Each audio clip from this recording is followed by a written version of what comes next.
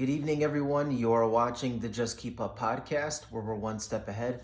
I'm Kurt Johnson. This is Pete Zindros. We're excited to be back to you guys here on this Monday. Guys, we have a great show planned for you guys today. We have a lot to talk about, lots to get into. Big show. Our featured story tonight, we're going to be talking all about how the New York Jets and the Bengals are officially eliminated from playoff contention. So these two teams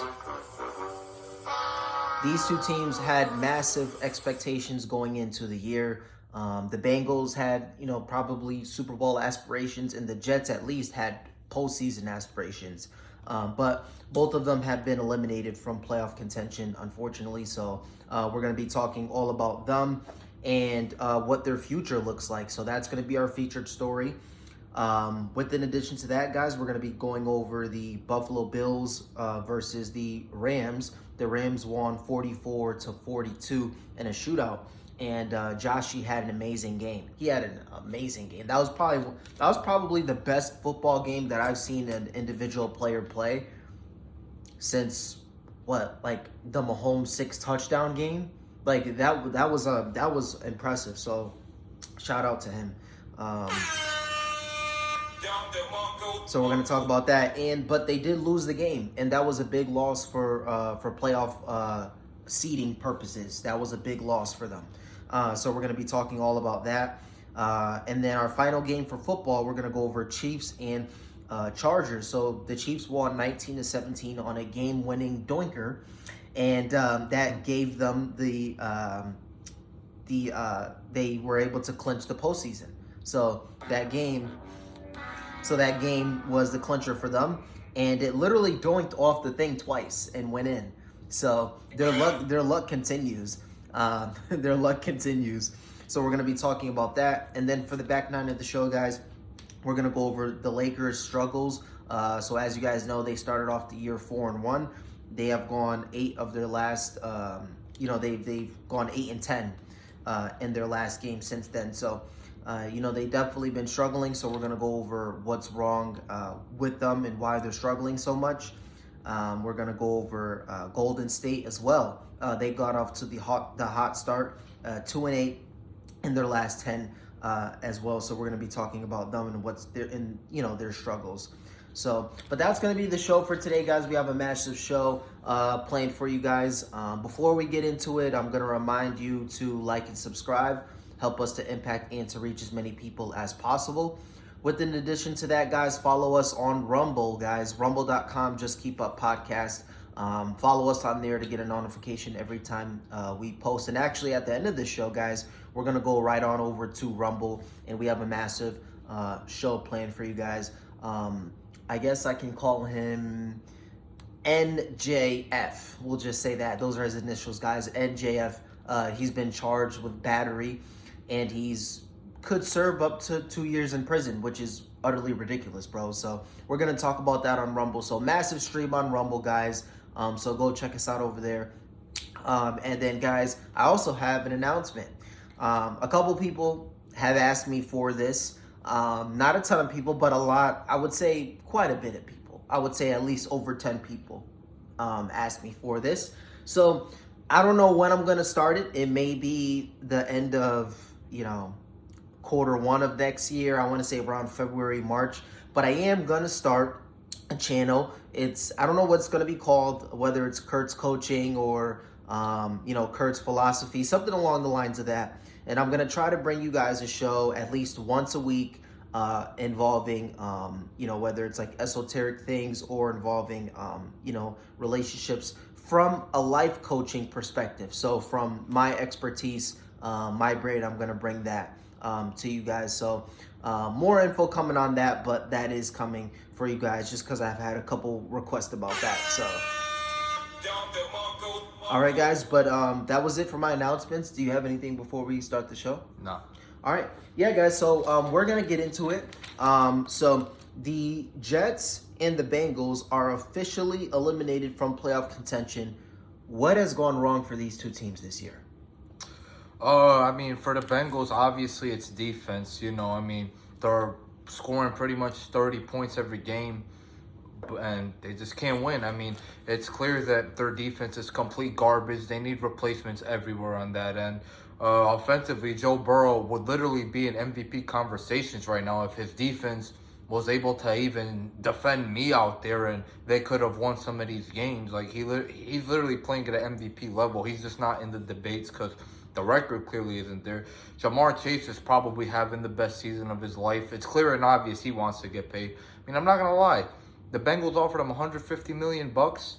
He was saying he was worth 200 million. And to be honest with you, with the way he's playing, he might have been right. I'm not gonna lie. Like I used to call him a certain nickname, but I can't say it on YouTube no more. But yeah, he actually might have been right. Maybe he does deserve the 200 million bucks. But yeah, that's my take on the Bengals.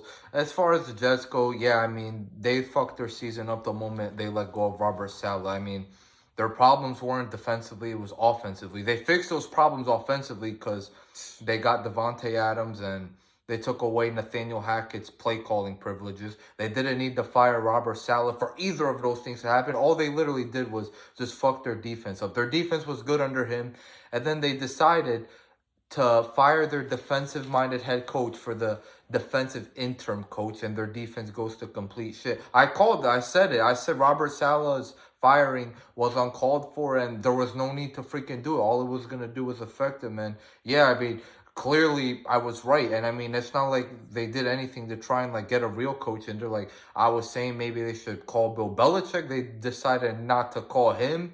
I mean, I don't know why they would. I mean, he's their greatest head coach of all time, and he's also defensive-minded like Salah was. Yeah, I mean, I don't know. I would just say this offseason, the Jets need to find like an actual head coach for the team and, just see where they can go from there. Yeah. So I'm gonna give my take on the Jets year and then what has gone wrong for them. Okay, so and I'm gonna give a stat here and then I'll say my piece. So the Jets are 0-7 this year in one-score games. So their record is 3-10, guys.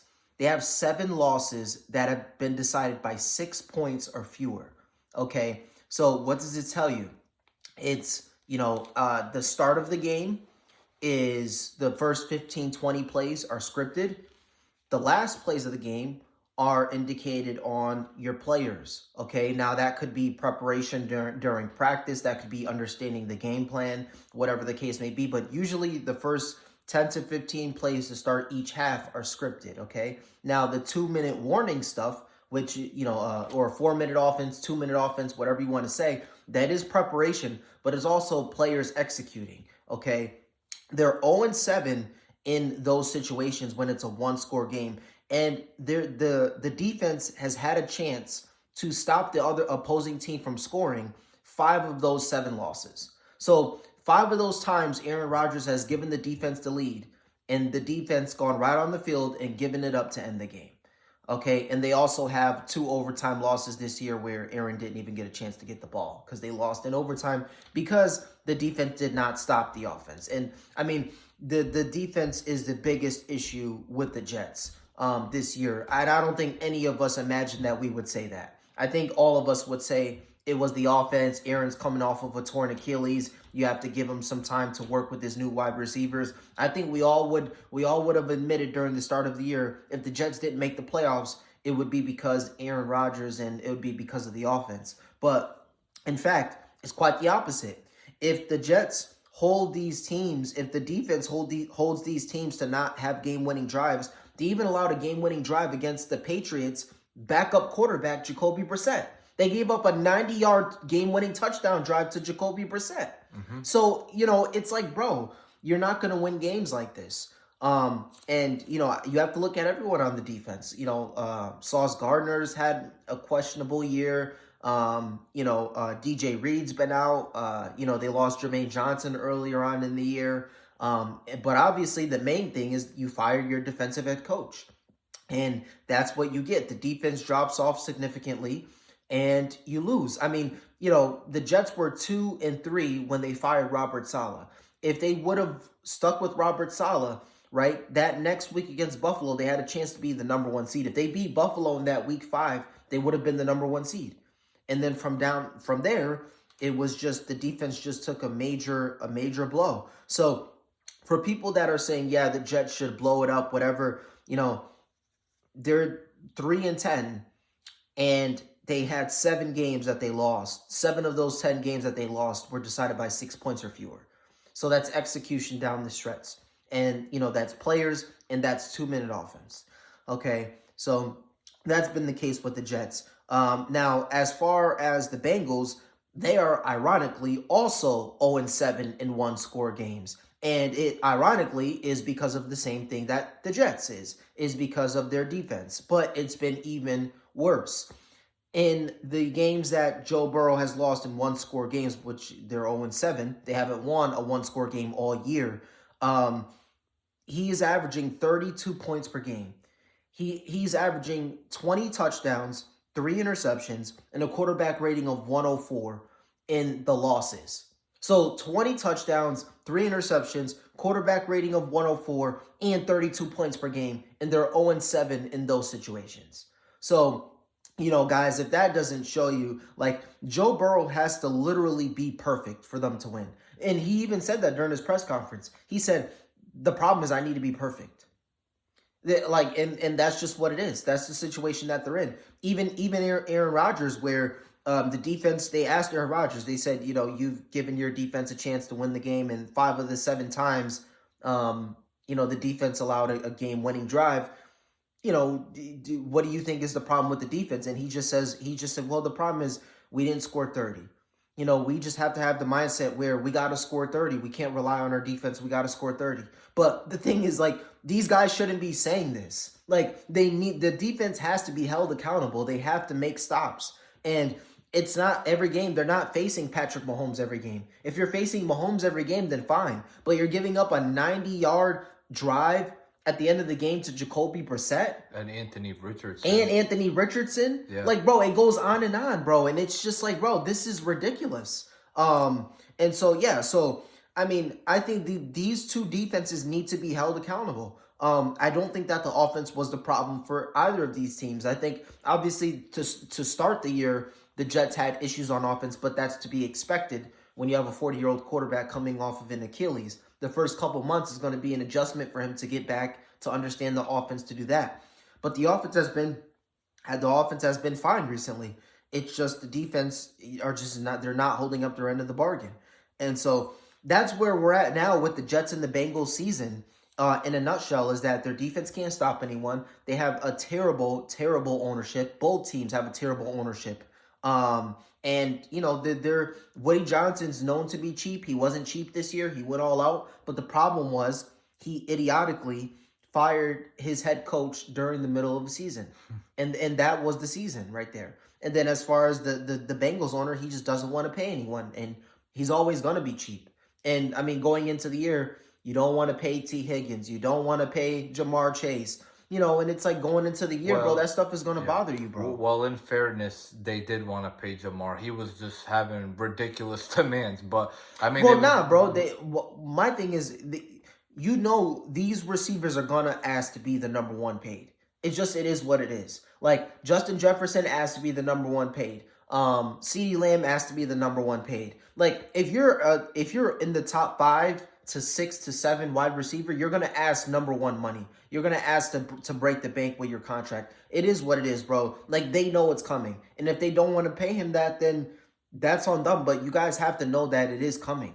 That's why they should have signed him last year, and they didn't do that because they're cheap. The same thing with the Cowboys. They should have signed CeeDee Lamb a year ago. They didn't do that because they're cheap, and now you have to end up paying him even more money. So you know what's coming. Like, bro, that's just like saying, yo, bro, we have an up-and-coming wide receiver where we're going to have to give him top of the dollar money. Should we pay him now or wait? And you say, nah, bro, we're going to wait.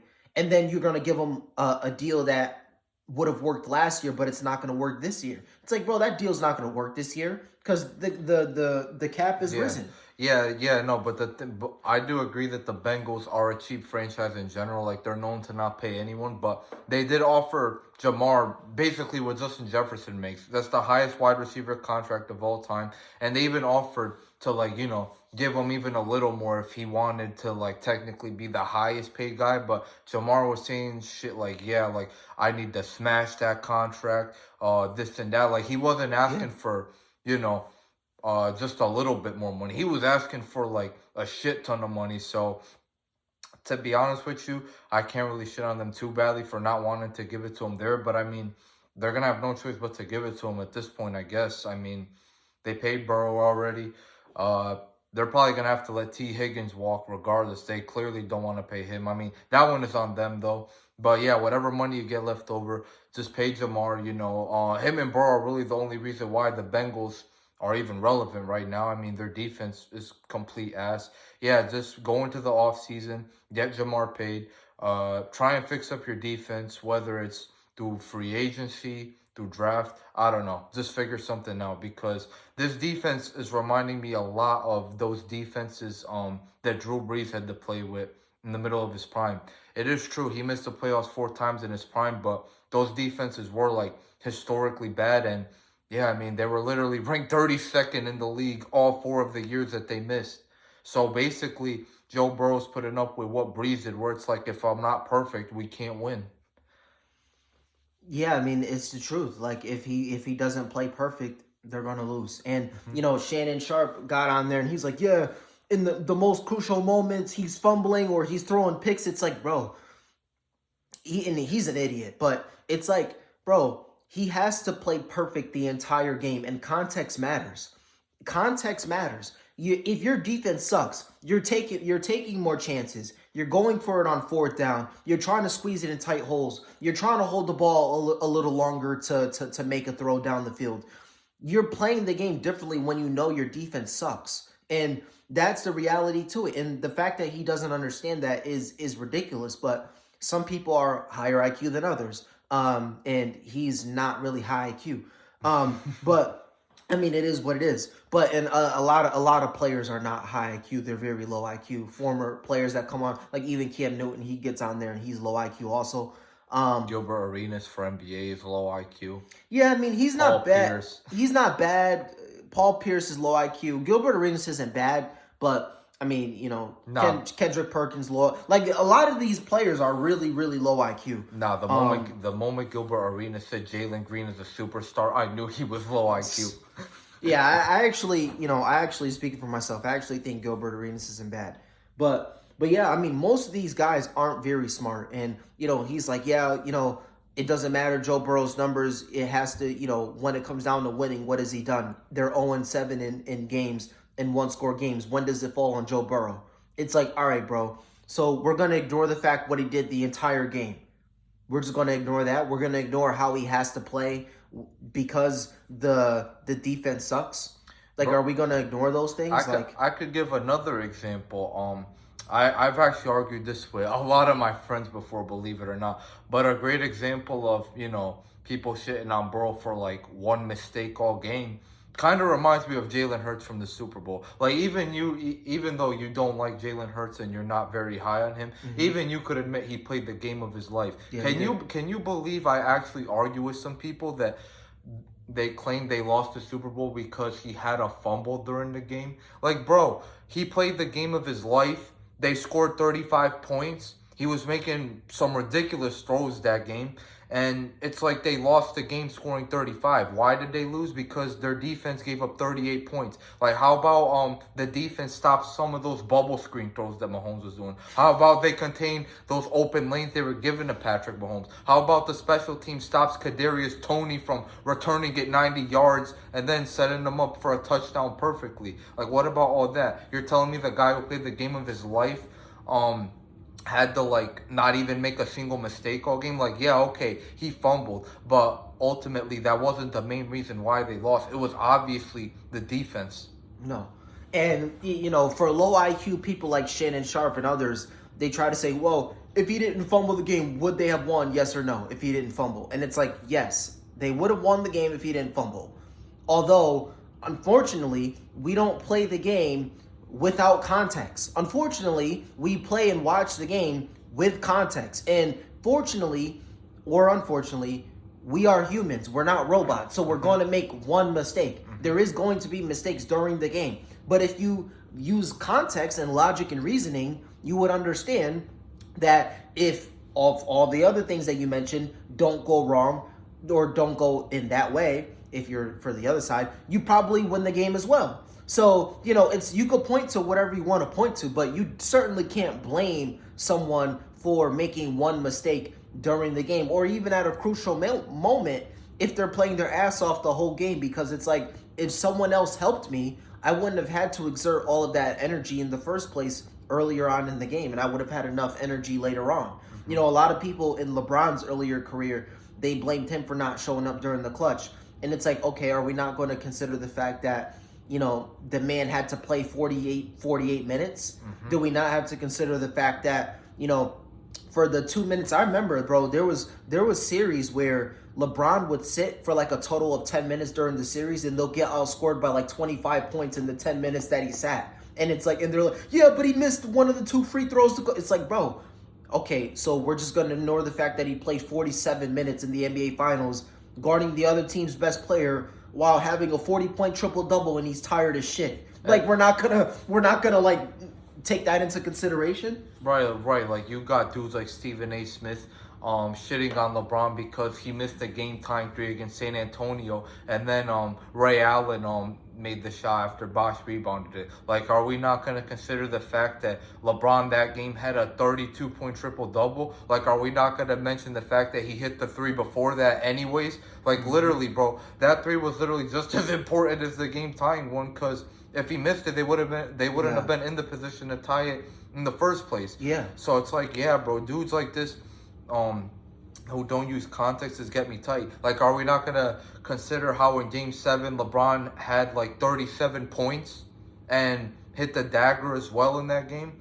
Like, or for example, in 2018, when they got swept, bro, and Stephen A. Smith was just like, LeBron can no longer be the GOAT because he got swept. Are you not going to consider that the man had a 50-point triple-double basically in Game 1 and lost the game because his idiot teammate didn't know what the score was, or because the refs made an illegal call to overturn something? They did. Like literally, are we not? And also on top of that, are we not going to mention the fact that he literally made it to the finals again after losing his best player ultimately? Like, bro, but none of that matters. All that matters is that he got swept. Yeah, exactly. No, zero context at all. And before Ray Allen, going back to that 2013 finals, before Ray Allen hit that shot, LeBron did hit the 3, yes, but he personally went on a 16-0 I remember he that. scored 16 straight points, and he scored or assisted on, I think, all of 2 points in that fourth quarter. So he completely took over that fourth quarter. He scored 16 straight leading up to the Ray Allen 3.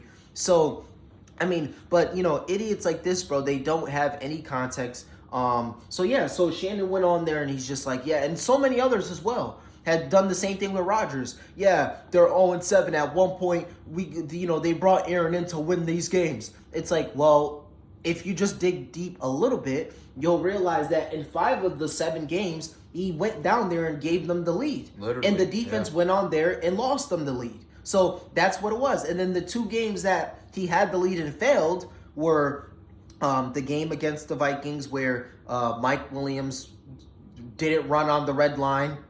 And then you have the second game when Mike Williams again slips and falls when Aaron makes a perfect throw. And Mike Williams, you remember that game? He just literally slipped and fell and stopped running the route. Like, it was so bad. Mike Williams is on a different team.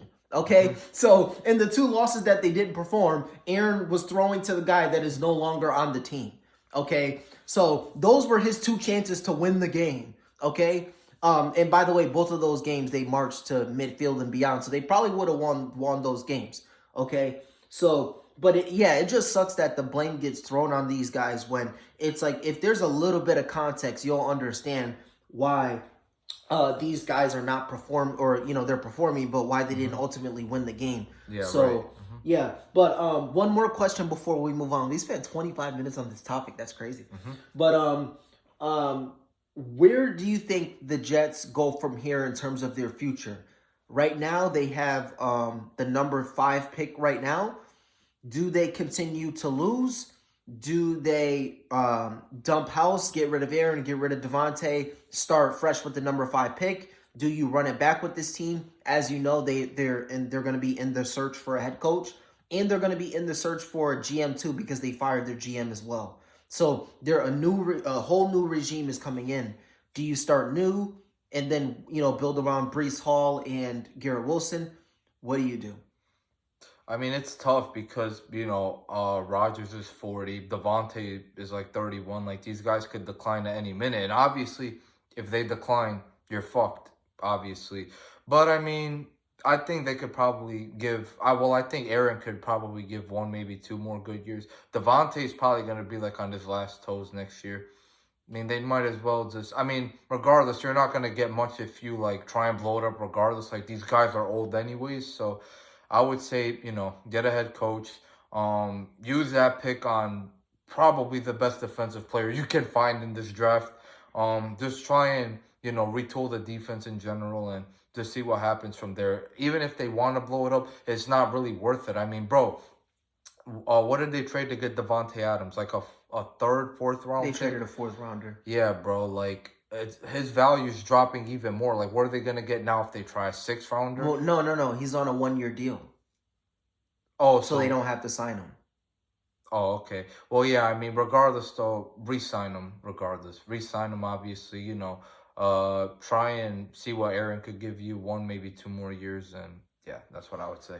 Yeah, so here's what I think they should do. Again, guys, context matters. People are going to look at it and be like, yeah, the Jets won 3 games all year. They freaking suck. It's terrible, blah, blah, blah. But again, you're 0-7 in one-score games. That's probably the worst that you can do, okay? So that's not going to happen again. If you win half of those games, you're in the playoff hunt.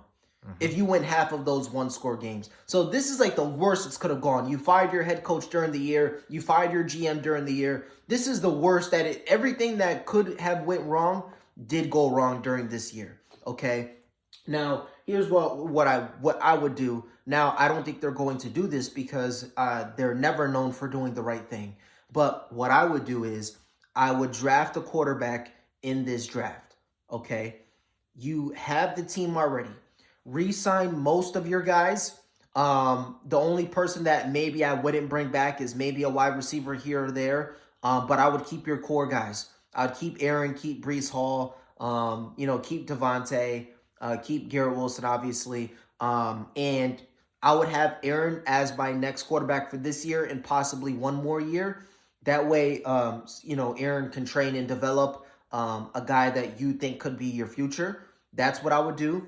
I would give Aaron, Devontae, Allen Lazard, give this regime another chance to try to, make it work. But if it doesn't, you still have a young quarterback that you were able to develop under Aaron Rodgers. It's never good to just throw a young quarterback in the fire and say, okay, go play games. Like, no, like it's always best to just have him sit behind one of the greatest quarterbacks ever. I mean, that's probably the best situation that you want to be in. And then you try to make a playoff run. So that's what I think I would do if I was the Jets. Now for the Bengals for their future, obviously their future is in deep peril. I mean, Jamar Chase is gonna get his money. Joe Burrow got his money already, but they're not gonna be able to sign Higgins, so he's gone. The defense stinks. Utter shit. Yeah, and the thing is they don't have money. So, Trey Hendricks is taking a lot of money. They have another defensive end that's taking a lot of money. I forget his name. Joe Burrow's the highest paid. Jamar Chase is going to be the highest paid. So, bro, they don't have money and their defense sucks. And they're going to lose T. Higgins. So where do you think they go from here? I mean, honestly, bro, what they're gonna have to do is they're just gonna have to probably just hope they hit on defensive players through drafts. Try and find some defensive talent that you could keep on rookie contracts for 4 years. Hopefully, they end up being studs. So really all they could pray for. I mean, for offense, I mean, for as long as they have Burrow, Jamar, Zach Taylor, the offense will be able to move down the field. So I wouldn't worry too much about the offense. The defense is more of the problem. Like I said, they're just gonna have to hope they hit in their drafts. On a bunch of guys that they're gonna have on rookie deals for 4 years. Yeah. I mean, I think what you're gonna have to do, firstly, sit Joe Burrow down, and say, listen, what do you want us to do? If you want to, it's all up to how you want to play, Joe Burrow. This is what I would tell him. I would say, if you want to go all in on offense, I'll trade most people on the defensive side, because believe it or not, bro, they have decent skill guys. Like I say, they have Trey Hendricks. They have their other defensive end. They have a couple corners that are okay, DJ Turner, etc. They have guys. They have names. So, and people are looking for guys like this. So I would sit Joe Burrow down and I would say, listen, if you want us to go all in on offense, we'll trade everyone we have. The defense stinks regardless, okay? The defense sucks. So I'll trade whatever we have and we'll get you a running game. We'll get you, and they already have a decent tight end in Gesicki, but, we'll try to get you more offense. We'll get you an offensive line because their offensive line is bad. We'll get you something, but we're going to have to score 40 points a game. Or you tell Joe Burrow, or what we'll do is, we're going to have to give away some of our offensive pieces. Gesicki, their only offensive line that's decent. But, we'll get you more defense. And you tell them, you choose. What I would do, I would fire Zach Taylor. I would hire Ben Johnson, the OC from the Lions. I would hire Ben Johnson. I would fire Zach Taylor. And then I would trade everyone on defense and get offensive linemen and blocking tight ends. That's what I would do. And because Joe Burrow, he's scoring 35 points a game with no offensive line. So, the last thing you need is for Joe Burrow to get hurt. So that's what I would do personally. And then know that your defense is going to suck, but this is a period that you have to go through. I mean, bro, realistically, what are you going to do to make your defense better? You have no money to sign anyone. Yeah. I mean, realistically, I don't think they should hire Zach Taylor. I mean, their offense isn't the issue. Obviously, he's an offensive-minded guy. Their offense has been fine. Yeah, but bro, you got to fire him because each of the last 4 years, they've won one game or no games to start the year. So they've either started off 0-4 or 1-4 0-4 or 1-3 in the first month. Every single year of Joe Burrow's career. So what does that tell you, bro? That tells you that to start the year, for whatever reason, he's not prepared. Like, he doesn't have the guys ready. They always suck to start the year. If you remember, even the magical year that they went up against and they beat Kansas City in the playoffs, they started off 1-3 that year. Like, they never start off and they never give Joe Burrow a chance to win. Yeah, that's true, but I'm not going to... I mean, clearly they've managed to overcome it other years. I mean, this year... But that's not sustainable, bro. I mean, what I'm trying to say is that I feel like, personally, if you just try and trade the only hope of defense you have for more offense, realistically, I don't know if the offense could really do any better. Like, seriously, dude. Like, they're scoring like 35 points a game. Like, are you going to bet on them scoring 40 a game? I mean, bro, that's not sustainable at all. Can you give up 40 a game? Yeah, that's very possible if your defense sucks, but I don't think averaging 40 points a game is sustainable. That's why I don't think they should trade whatever defense they even have right now. Like, you're basically just going to be about the same offensively and just go from ass to terrible on defense. So I think their best bet is just to go all in on defense through drafts. Try and get studs through there, get them on cheap rookie deals, and hope that they can ball. I don't think they should fire Zach Taylor, though. I mean, I'm not going to shit on him just for missing the playoffs one season where they were healthy. I mean, they managed to overcome the starts other years, but this year they didn't manage to overcome it, clearly because their defense sucks. Yeah, but let's be honest here. Are we not going to hold the head coach accountable? I mean... Like they have. It's not like I said, bro, they have names on defense. It's not like, they have a bunch of rookies and, they just suck or blah, blah, blah. Like, bro, they have guys on defense. I mean, if you want to point fingers at anyone, you can go to the defensive coordinator. You can. If you want. Yeah, you can. But if Zach Taylor's allowing it to happen, it's still on Zach Taylor's watch, bro. Like, this season should never happen. Like, they had to fire. Like I say, if Robert Saleh was having this season, I would say fire him too. Like, this can't happen. Your defense should not be this bad, and someone has to pay the price for this. He's averaging 33 points a game in the losses. It's like, bro, like, that deserves a firing. But that's how is that possible? But you have to realize that is Zach Taylor's offense, though. That is his offense, bro. I mean, that's true. That's true. But again, bro, how... it's like, yeah, but I mean, bro, we can't be 0-7 in one-score games and give up. Obviously they're giving up more than that because they're losing these games in 0-7, so they're giving up more than 32 points a game. It's like, bro, like that's absolutely unacceptable. If there's anyone to point fingers at, go to the defensive coordinator. I don't agree that it should be Zach Taylor. Right, but who's his boss? Who's the defensive coordinator's boss? Yeah, I know that. I know the coaching needs to have like some type of understanding on both sides of the field, but he's not the one specifically managing the defense, though. But the thing is, he could. I mean, he could. He could be like, yo, this is trash. So if he's not giving away the defensive coordinator's privileges, that tells you that either A, he's incompetent enough to run the defense, and if you're telling me, bro, like he's his offense is good, go be an offensive coordinator. Unfortunately, that's not your job. You're a head coach. So your job is to oversee both sides of the ball and make adjustments as they come along. You can't be 0-7 and your offense is averaging 32 points a game and your defense is averaging 38 points per game in those losses, and you not make an adjustment. If you're not making an adjustment, if you're not firing that defensive coordinator, or you're not saying, you know what, screw it, I'll run the defense. So what you're saying is you're not competent enough to be a head coach, or you're not competent enough to run the defense. So, bro, go be an OC. I mean, but you're the head coach, bro. Majority of head coaches, let's be honest, bro, they suck at managing the other side of the ball unless they have good coordinators. Like only like a few coaches could really do that. Like Belichick, for example, Reed, where they could like come in and like change something up if they don't like it. And mind you, these are the greatest coaches ever.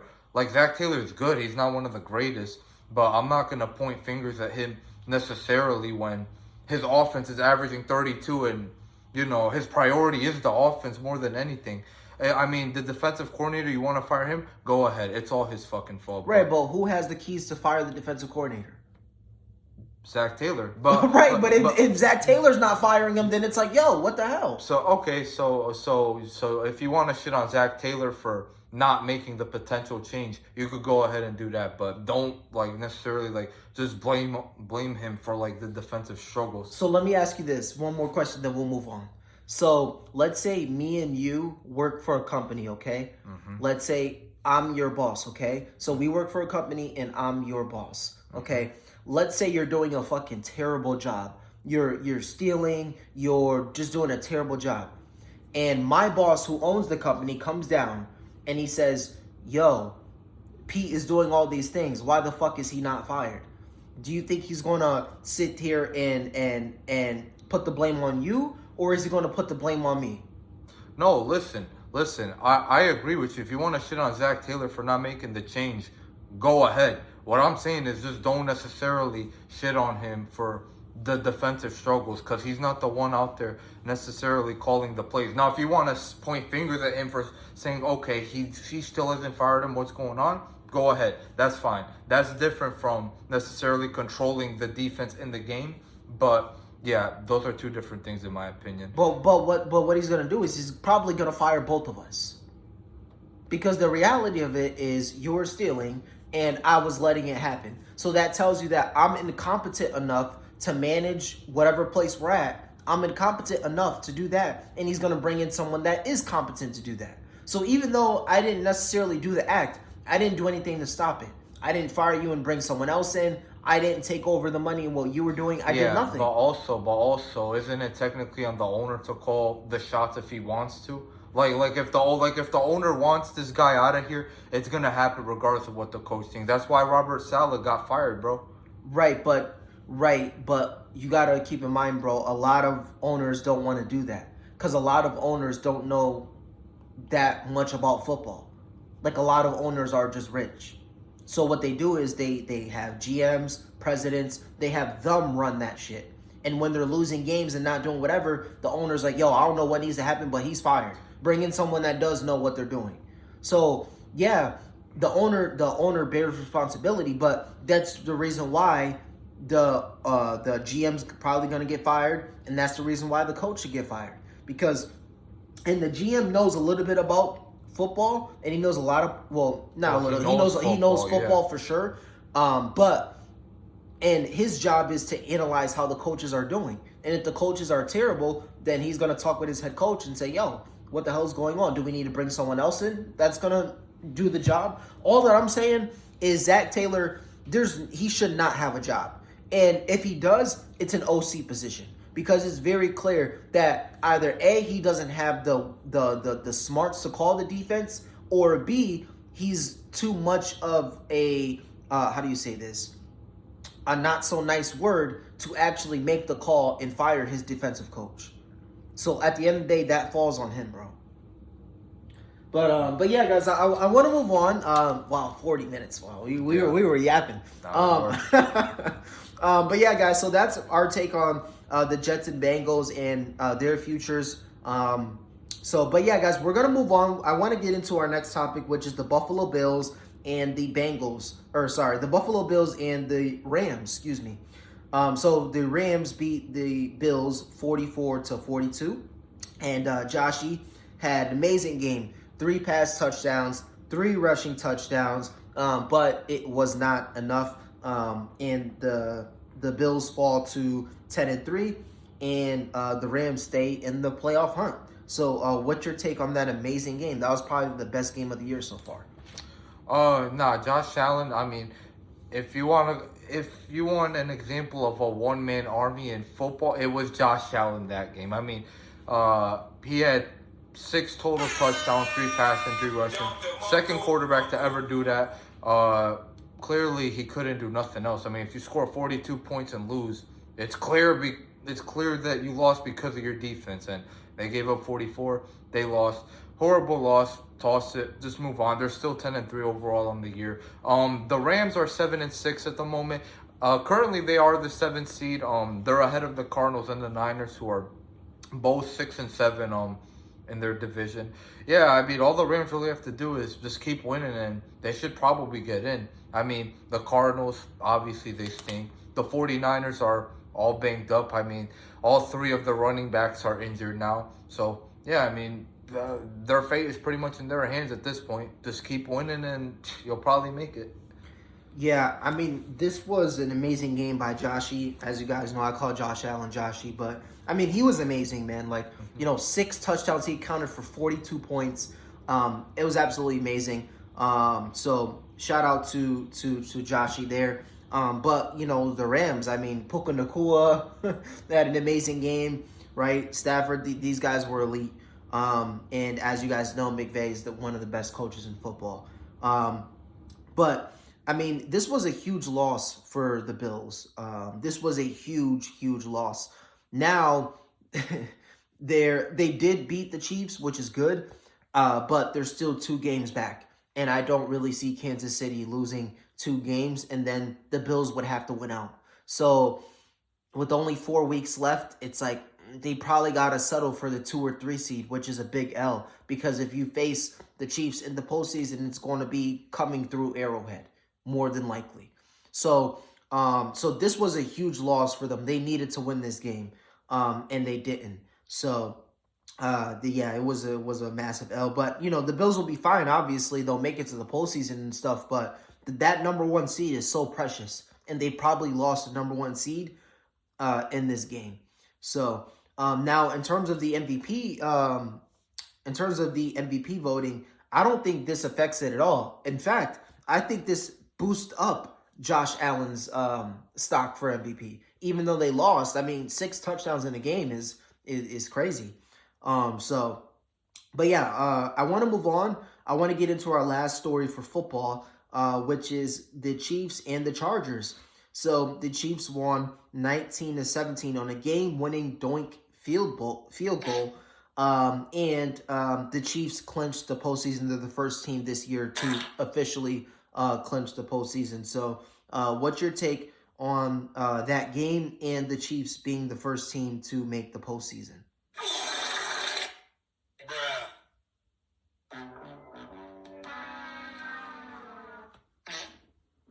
Utter shit. This is the worst 11-1 team of all time. 12-1. Oh, my fault. 12-1. Regardless, all 12 of their wins, luck.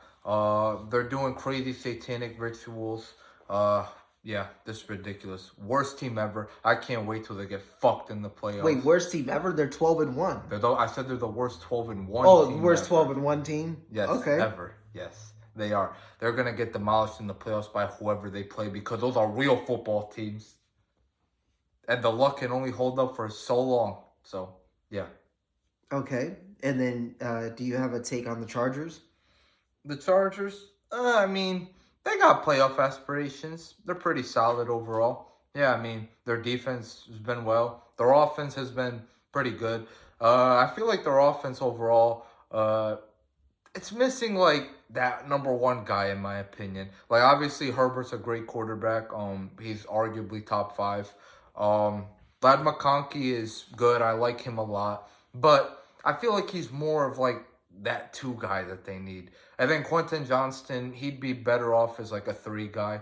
If they get, like, that number 1 guy, I feel like they could be, like, a contender eventually. But at the moment, though, I would say postseason contenders, pretty good overall football team. But I don't really think they're a threat, though. Okay. Yeah, so, I mean, my take on the Kansas City Chiefs is... Yes. So, Kansas City, I mean, bro, where do I start? I mean, Patrick Mahomes continues to do things that I have never seen an NFL player do. And guys, you guys know I'm a Aaron Rodgers fan. He's my favorite player ever, even over LeBron. I think in general, everyone, Aaron Rodgers is my guy. I've stuck with him through thick and thin. And he is the greatest, he's the most talented quarterback I have ever seen. And, you know, arguably the greatest quarterback I've ever seen until Patrick Mahomes. Okay? Until Patrick Mahomes, it's not only he is talented. It's not only the throwing ability. It's not only the escaping ability. It's not only the velocity on the ball. Hold on. It's not just those things. It's also the fact that he is the clutchest quarterback I have ever seen. And I mean, the numbers bear that out, guys. In 1-score games this year, just this year alone, 1-score games, game-winning drives. You know, they have a ridiculous, I think they're 7 or 8-0. I forget the exact one factoring in this game. I think it makes it 8-0. But they're 8-0 in 1-score games. And even going back to last year, they've now won, I think it's 17 straight games. So they won 17 straight 1-score games, which is absolutely remarkable. And that proves to Patrick Mahomes being clutch. Patrick Mahomes, regardless of how the offense looks during the game, if you say you have to make a throw, you have to win the game, Mahomes wins it. I mean, there's just so many times where you watch the game and there could be a couple seconds left and you're just like, it's over. Like, Mahomes is going to drive them down the field. It's over. It's over. We were even watching a game, regardless if Pete wants to admit it, but we were watching a game and I was like, I forget the exact game it was. And I'm like, bro, they're actually going to win. And he's like, nah, bro, the Chiefs are going to drive down and win the game. Watch. And what did they do? They drove down the field and they won the game. Like, it's like, bro, we all expect this to happen. And there's another feeling of like when Aaron Rodgers or Brady used to come on and you're like, yeah, bro, they gave them 30 seconds. That's too much time. They're going to get a field goal. That's too much time. And then they go down and get the field goal. With Mahomes, it could be 10 seconds, 7 seconds. No. And you're like, bro, they got it. And if you don't believe me, I mean, you're shaking your head, but they literally did that with 11 seconds left in the game to go down and tie the game in the divisional round against Buffalo. So, I mean, they've done this. Like, with 7 seconds left, 11 seconds, you're just like, bro, they're going to find a way to get in field goal range. They're going to find a way to win the game. And Mahomes is the only quarterback that you can do that. Even Tony Romo said it over the broadcast. They were down 11 with a couple seconds left. And Tony Romo was like, I still don't know. Yeah, and then he proceeded to throw an interception. Yeah, bro. So that's the straight delusion. So I have two things to say. Well, let me just quickly finish. My bad. So Mahomes, that's the first thing, is like Mahomes just continues to do things that I personally have never seen before. He is the greatest quarterback we have ever seen. So we need to appreciate this. We need to appreciate everything that's going on. They don't have a lot of names on offense. They don't have a lot of names on defense. They have a lot. Okay, so name besides Chris Jones. No, Chris Jones. That's it. That's all they did. Bro, if I could finish, there's not a lot of players on both sides of football that you can name. Besides Chris Jones and Carl Loftus, do you know anyone on their defense? Bro, isn't two guys more than enough to at least keep a defense sustainable? And mind you, regardless of what you think of the names, their defense has been... Bro, this is arguably the greatest defense ever, bro. Like, bro, they're literally winning football games, scoring 17 points. The two reasons why the Chiefs are really winning games. Number one is because their defense is Mahomes. Yeah, bro. Patrick Mahomes gets a field goal the last minute of the game. They win, scoring 17-16. Oh my God! Instead of 14 points, they got 17. Patrick Mahomes did so much. Patrick Mahomes is the reason why the field goal tipped in. Patrick Mahomes is the reason why the Raiders fucked up their snap. Patrick Mahomes is the reason why they blocked the field goal against the Broncos. Like, bro, the two reasons why they win games. Number one is because of the greatest play caller of all time, Andy Reid. And number two is because of their defense. And then last but not least, they're just lucky as hell. That's straight up. Yeah. Yeah, so again, if I can finish real quick. So, yeah, I mean, Mahomes just continues to do things that are just unreal. I mean, there was like a 3rd and 10 play where they were coming after him, and he kind of spun out. Bro, I've never seen this before. He spun out and then did a jump man throw in the air, and the guy comes down with it. Another play, he scrambles, he escapes, and then he hits Travis Kelce. I mean, bro, it's like every single game. It doesn't matter what goes on during the game. Mahomes is going to come through, and this is why he's the greatest quarterback I've ever seen. And like I said, guys, I'm not a Mahomes guy. I'm a Rodgers guy. But you can't deny greatness. You just can't deny greatness when you see it. Yeah, scoring 17 instead of 14 and winning the game. Oh my God, so much greatness. But Brady did the same thing in multiple Super Bowls. A fucking botch snap. Oh my God. Yes, that is true, but that only happened a few times. He's still the GOAT. Only a few times. Only a few rings he's got off of that. Hey, you can't say that. So yeah, and then as far as the Chiefs being a great football team, the defense has taken a major step back over the course of the last month. They've taken a major step back. They've given up 30 points. They've given up 28 points. They went on like a 30-game stretch where they hadn't allowed 30 points. I think it went to like 30 games that they haven't allowed 30 points, and then they've given up 2 in the last month. So the defense has taken a little step back, and you can't name any competent players on their defense besides probably their corner, McDuffie, which probably most people don't even know who that is. Which I mean, the names are irrelevant because the Bengals got guys, they suck, and the Chiefs apparently don't have guys, and they're good. So a lot of it has to do with personnel, play calling. Yeah, it's more than just the name. Exactly. And clearly it's just everybody but Patrick Mahomes. Like, they're just asking Patrick Mahomes score 17 points and you win the game. Like, that's not hard. Give me Matt Moore. Matt Moore is doing that for me. Put Matt Moore alongside Andy Reid. He's getting me 17 points every single game. Right, but fortunately, like we just talked about, context matters. And we all agree the Chiefs are not that good of a team.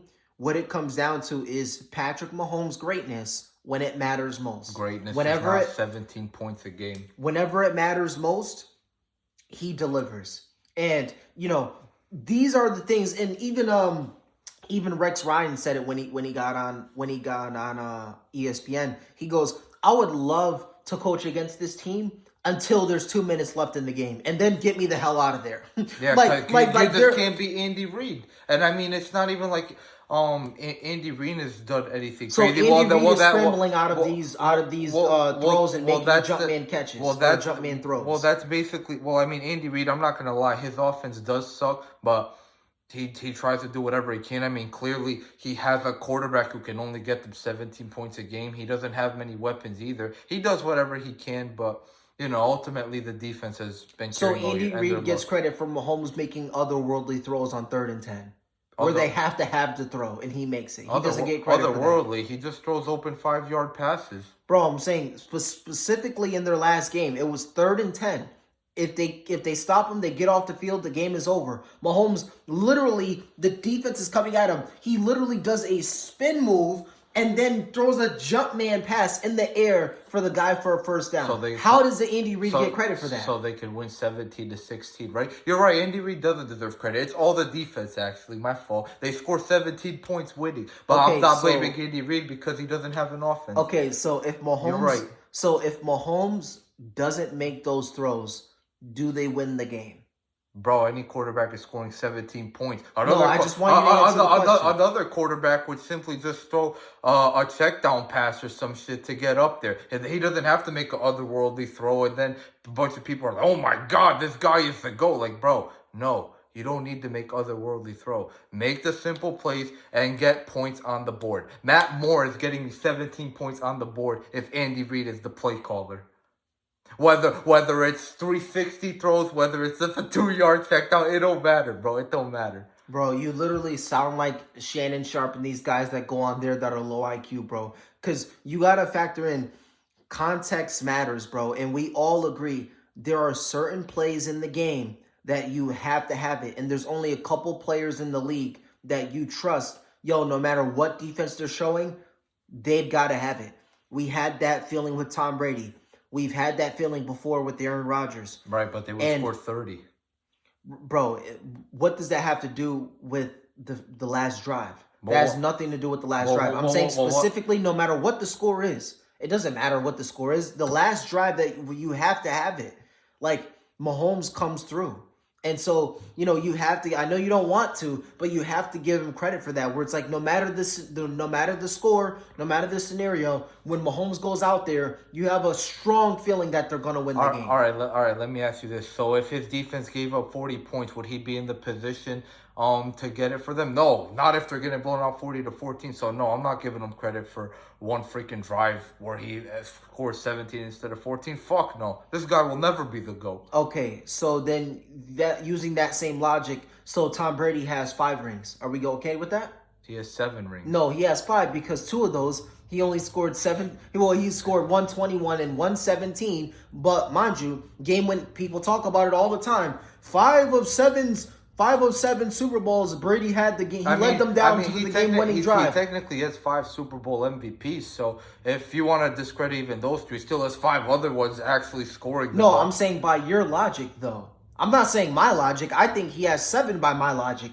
By your logic, what you're saying is he scored 17 points. He doesn't get credit for that at all. No, of course, obviously he has 7 Super Bowls. What I'm saying is, if you want to discredit him a little bit in 2 of them because he scored 17, that's fine. No, you're not discrediting a little bit. You're saying people are saying Mahomes is great, but he's not because he only scored 17 points. What I'm saying is you have to use that same logic all around, not just with Mahomes. No, I'm using that logic. So what I'm saying is, if you want to discredit him for 2, go ahead. He has 5 others. No, I want you to discredit him for 2 because that's not my logic. And then after that, Patrick Mahomes, not to mention, this has been all year. This hasn't been 1 or 2 games. This has been all fucking year with this guy where they're literally averaging like what, 17, 18 a game and they're 12-1. Like, this is freaking ridiculous, bro. Like, I'm using the context here. Patrick Mahomes isn't blocking field goals. Patrick Mahomes isn't the one getting lucky tips through the field goal. Patrick Mahomes isn't the one fucking up the Raiders snaps. Beating yourself? So it is, and let me tell you why. Oh my God! And no, and, and, and no. it is Patrick Mahomes. Mahomes No. is the one blocking the field goal. No, it Mahomes is is not. the one fumbling the football. Mahomes is the one, and I'm gonna tell you why.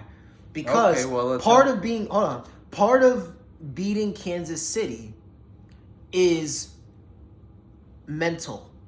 This is the Kansas City Chiefs. This is Patrick Mahomes. He brings that fear factor to teams. So teams already, bro, this is the last snap of the freaking game. Like, you're nervous because you're seeing number 15 on the other sideline.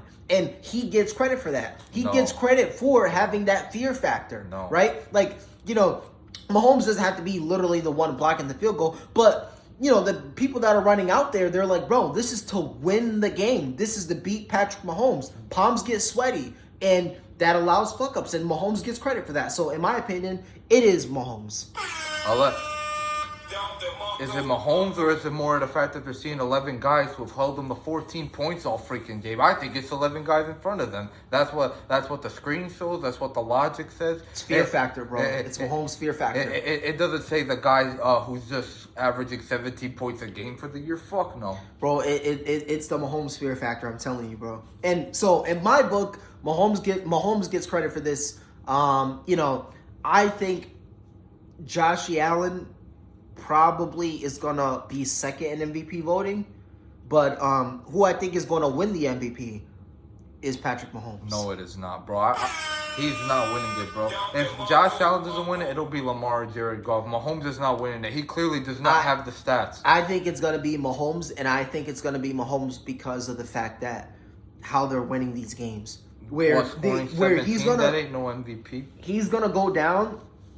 I think this year, if they have like one more one-score win, they'll have like 9 one-score games this year. He'll have 8 or 9 game-winning drives. They're gonna say, bro, this guy had 9 game-winning drives in one season. People don't have that in their careers, and he's about to do that in one season. Bro, I promise you, not one person is gonna look at that stat and say that. Not one person is gonna look at that stat and even say that. He doesn't have the basic numbers. Like, if you don't even pass that alone, you're instantly out. It's going to be Lamar Jackson, Josh Allen, or Jared Goff. They're going to say that's more impressive than regular numbers. 9 game-winning drives in 1 year. No, bro. Like, bro, bro, if he actually does do that, he'll have my vote. Like, dude, people don't even have 9 game-winning drives in their career. Yeah, bro. You do realize it's so hard to get it when you only have to score 17 a game. Bro, Aaron Rodgers is and all the stats prove this too, is he's one of the 5 most clutch quarterbacks ever.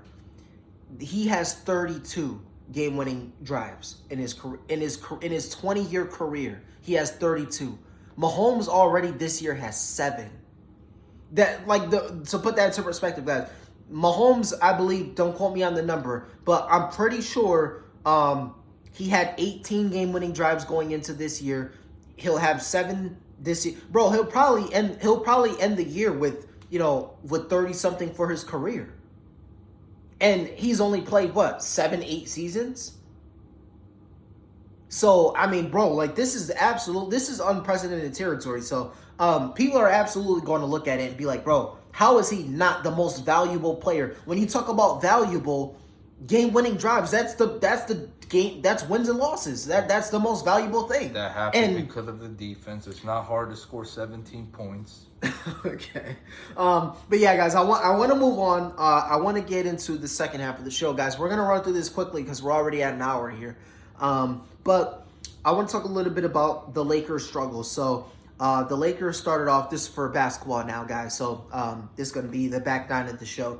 So the Lakers started off the year 4-1. They've gone 8-10 in their last games, and they've just been struggling. I mean, AD took a step back during this streak. Obviously, Austin Reeves has been out the last couple games due to injury. So what's been going wrong with the Lakers? It's Austin Reeves. I mean, he's super valuable to this team. If they actually just beat Portland last night, but right before this, they had a very bad 3-game losing streak. Like, Austin Reeves didn't play in any of those games. 2 of the games, they got blown out by Minnesota and then Miami. And mind you, they scored like 80 points in both of those games. Like that is utterly gross. Like that is straight up atrocious. But although I do just want to add that Minnesota game they were supposed to lose because they that was their third game in 4 nights, and they were coming from the east to the west coast, so they already knew they already knew that they were gonna lose that game. Yeah, but still 80 points though, and they lost the game by 29. Like, nah, bro, there's no excuses for being that bad. But to follow it up right after that, they played a great competitive game against the Hawks, but unfortunately, they still ended up losing in overtime. And if you go look at the numbers, LeBron and Anthony Davis both damn near had 40-point triple doubles. They still couldn't pull through. Why is that? Because Austin Reeves was simply not on the court with them. He is so freaking valuable to this team, man. Like, they need this guy back ASAP. Like, they suck without him. I'm just gonna say it. Even with Reeves back, yeah, at the deadline, they should still try and get a center, like, no matter what. They clearly need it. I don't think this roster could stay as is because it's not a real contender until they do so. Yeah, that's my overall take. If you can't get a center, like I said, blow it up. Okay. So you're wrong. It's not because of Reeves, because even when Reeves were there, they weren't performing up to the standard, up to that 4-1 standard. The number one reason is Anthony Davis. That's number one. If you go and look at Anthony Davis's numbers to start the year, they were amazing. He was averaging 30 points a game. During this stretch, he's averaging about 21 points a game. So the reason, and what I've come to actually, I realized this like about a week ago. I realized this, but Anthony Davis just can't be their best player. That I'm just gonna he just cannot be their best player. It's not in his DNA. He'll have a stretch. He can have a good game. He can have a week of great basketball, but his mindset isn't going to allow him to sustain a 30-point, 15 rebound, 5 blocks. His mindset is not going to allow him to do that. He just disengages himself so much to be a number one. Anthony Davis has to be a number two, and LeBron at this age is not going to be a number one. And that's the problem that the Lakers are running into, where they're relying on Anthony Davis to be their best player night in and night out, and he just simply isn't going to do that. He has the talent for that, but he doesn't have the mindset for that. And LeBron is not getting it done. He's had a stretch where he missed like 25 straight three-pointers. He failed to hit 20 points in like 6 straight games. So, LeBron, as he should, I mean, he's about to be 40. We expected the decline, and the decline is here. He could still put up masterpieces where he had, 39 against the Hawks. He can still do that occasionally. But asking him to be your best player night in and night out is not an option anymore. And what the problem with the Lakers is, that's not an option for Anthony Davis. They've been trying to do this with Davis for 5-6 years now, and it's just not in his mentality to be the best player. Does he have the talent to? Yes. Can he do that, a night here or a night there or a game or a week stretch? Yes. But can he do that for an entire season? No, because he doesn't have that mentality. So what they're running into now is prior seasons, LeBron could carry. And they'll say, okay, fuck it, I'll be the best player. But LeBron is getting up there in age where he physically cannot do it anymore. And that's why you're seeing these 80-point games, these 90-point games, these serious blowouts, because LeBron is declining and Anthony Davis isn't stepping up and being that best player night in and night out. If you guys watch the Lakers, he doesn't even look to score the basketball. Like, there's games he doesn't even try to score the basketball. He's doing delayed handoffs to Austin Reeves and doing delayed handoffs to D'Angelo Russell and Gabe Vincent. It's like, bro, be aggressive, score, right? And ever since that Nuggets game, you saw the decline in AD. So that's the number one reason why, is because Anthony Davis just simply can't be their best player. The second reason for the Lakers' struggles is just LeBron James's decline. As I mentioned, he had a stretch where he missed 25 straight three-pointers. He had a 5 or 6 game stretch where he failed to reach 20 points. The decline is happening in real time, and we're seeing it. He's still a top 10 player in the league, but he's declining rapidly, guys. I'm not going to lie. He's declining rapidly. He's not dunking the ball. He's not shooting it very well. And on top of it, he stinks on defense. He doesn't participate on defense anymore. He never gets back. He complains all day. And I mean, as expected, he's 40 years old. So I'm not, shitting on him for him. I'm just saying that this is the reality. And that's the reason for the Lakers' struggles is they have to use LeBron more in a Draymond role rather than you have to be the best player. So, and obviously they're going to run into trouble because Anthony Davis can't be that for them. So, and I'm going to get into the third reason now where you're like, well, if LeBron can't be the best player and AD doesn't want to, the Lakers are struggling because, like Pete said, no Austin Reeves. Austin Reeves comes in and he handles the ball. He shoots the ball. He coordinates the offense. Reeves can't be their best player, but he at times is their most valuable player because, like I said, he runs the offense. He can score. He has really good chemistry with LeBron and AD. Reeves is one of the only guys on the team to make sure that Anthony Davis gets the ball. I saw a stat that showed that 30% of Anthony Davis's baskets this year has come off of Austin Reeves' assist. Yeah, Austin Reeves is the one who gets them going. Yeah, 30%, guys. If you guys don't know basketball or are not aware, that's an extremely high stat. 30% of a man's baskets is coming off of a man's assist, and he hasn't been there. And so that's how you can see they're not the same team. Okay, so those three things coexisting, all working together, is the reason why the Lakers have been struggling. Where Anthony Davis just isn't going to be the best player. He can do it for a night or two. He can do it for a week, but he can't sustain that for an entire year. That's just not his mindset. And then you have the LeBron decline where he can't step up and be the best player. So now you don't have a best player. And then on top of that, the only thing that's forcing Davis to be your best player is Austin Reeves, and he's been out. So that's the reason why the Lakers have been struggling. What they need badly is use LeBron in a Draymond role, and then you have to get a trade for. I've been said this, but I said get Kyrie. They haven't done that. So get the next best thing, which they're probably not going to do. You need Trae Young and you need a center. Trae Young is going to be that best player night in and night out. Trae Young is also going to be a player to get LeBron the ball get Anthony Davis, the ball all the time.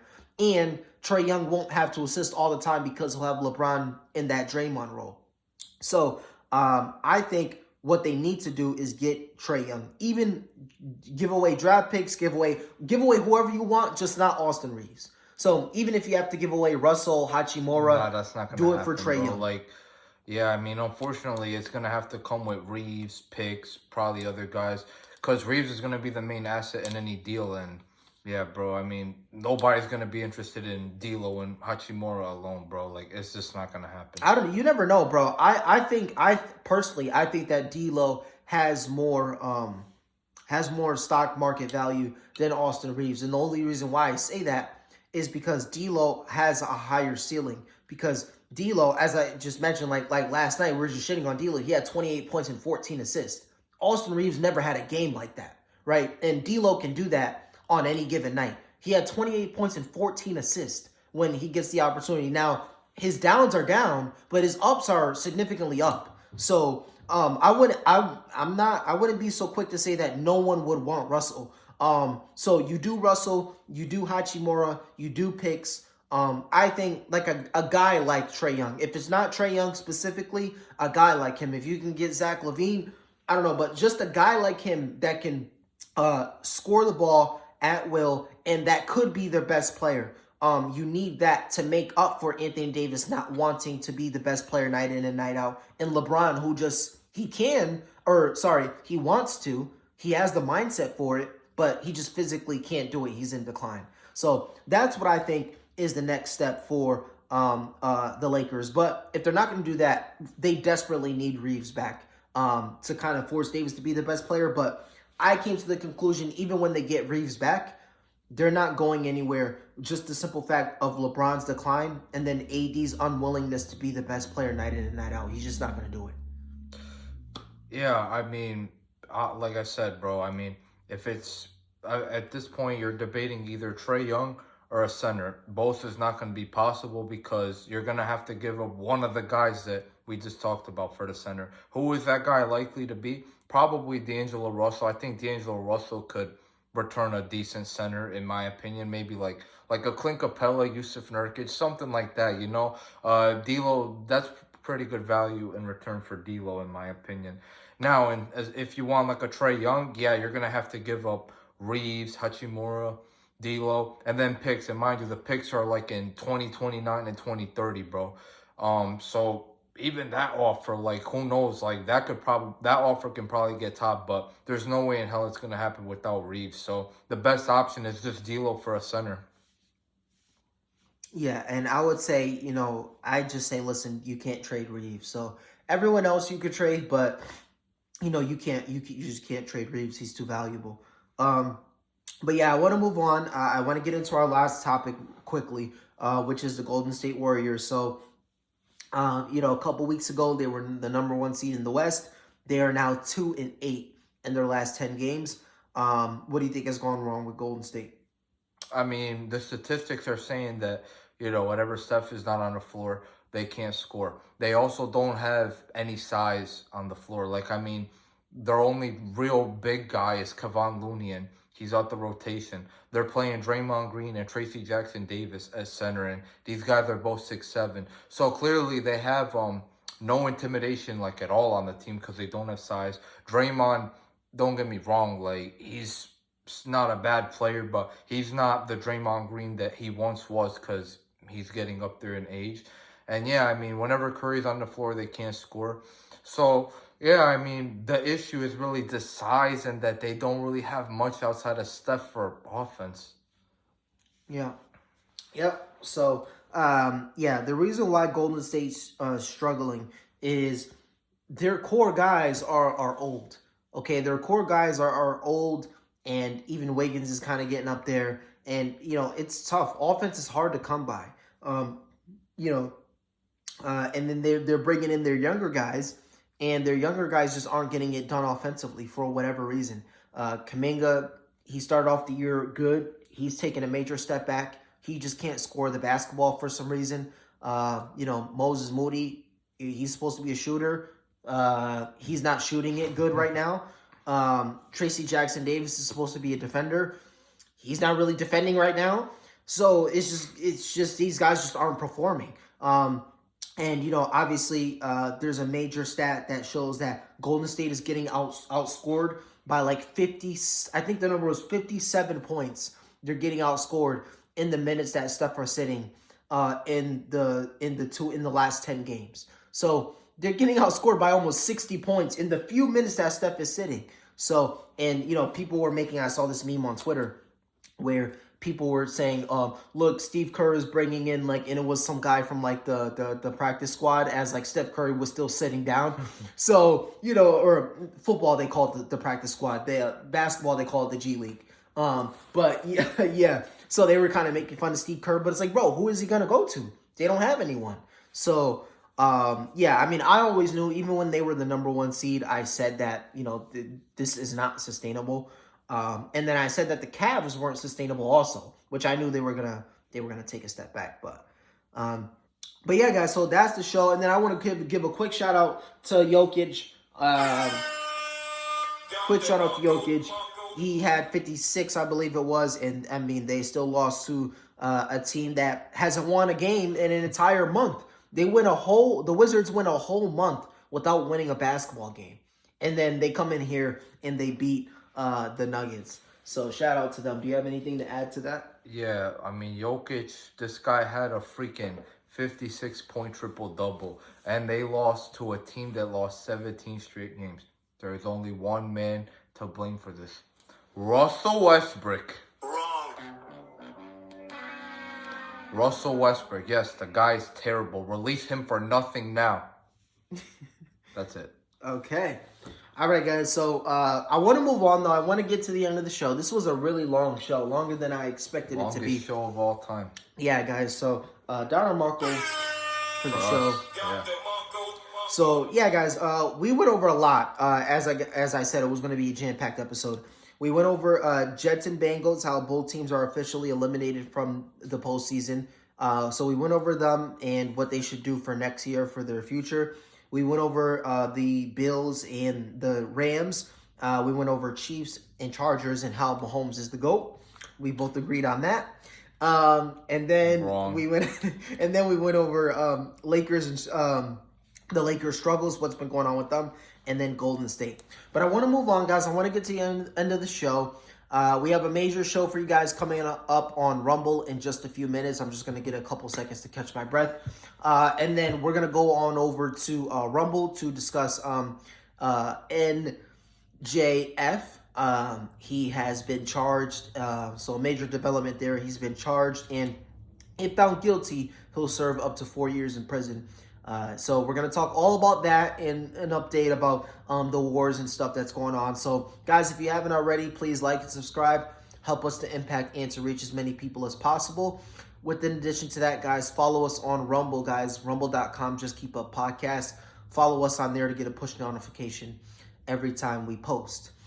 And I think that's all I have. Do you have anything? No, I don't think so. All right, guys. We'll be back to you guys again on Casual Wednesday. All right, guys. Peace.